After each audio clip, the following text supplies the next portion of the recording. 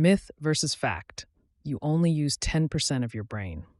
Think you're only using 10% of your brain? That catchy line has sold millions of posters and self-help books.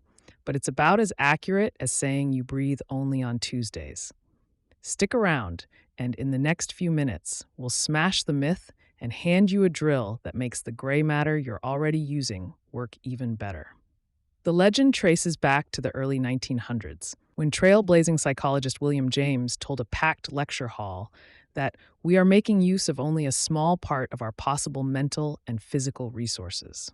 Hungry for a punchy headline, newspaper columnists rounded James's vague, small part down to a precise-sounding 10%.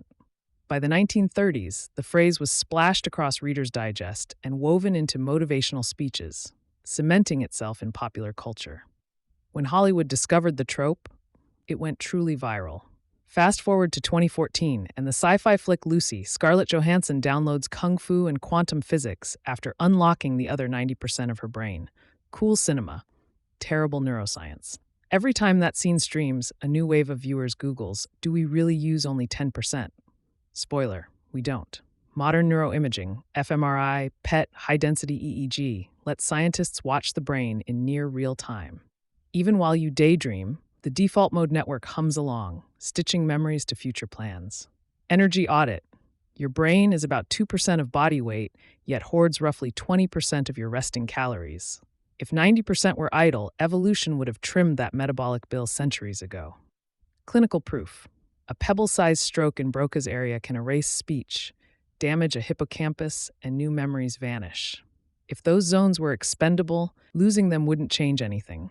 Yet rehab wards prove otherwise every day.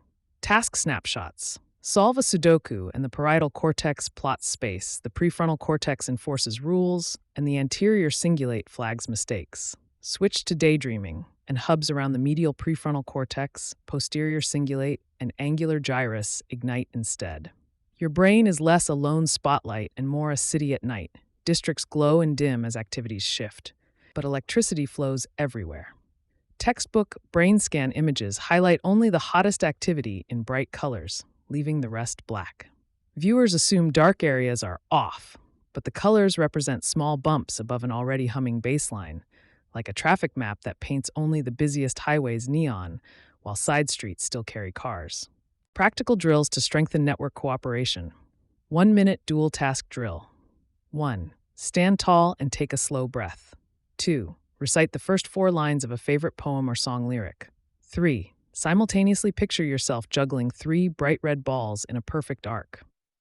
Language hubs synchronize with motor planning circuits, nudging the corpus callosum, the bridge between hemispheres, to speed data transfer. Do this daily for a week, and watch real-life multitasking feel smoother.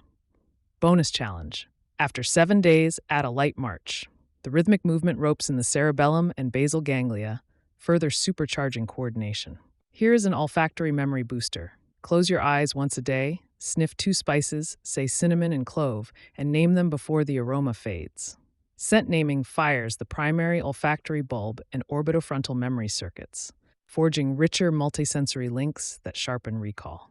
All right, brain buffs. That's 1 myth demolished and 2 neural workouts assigned. What other myths clog your feed? Left brain versus right brain personalities? Mozart makes babies smarter? Drop your favorite in the comments. Smash like if your whole brain enjoyed this, and hit subscribe for weekly science-backed mind upgrades. Remember, you're already using 100% of your brain's real estate. Now, let's make it worth more on the mental market.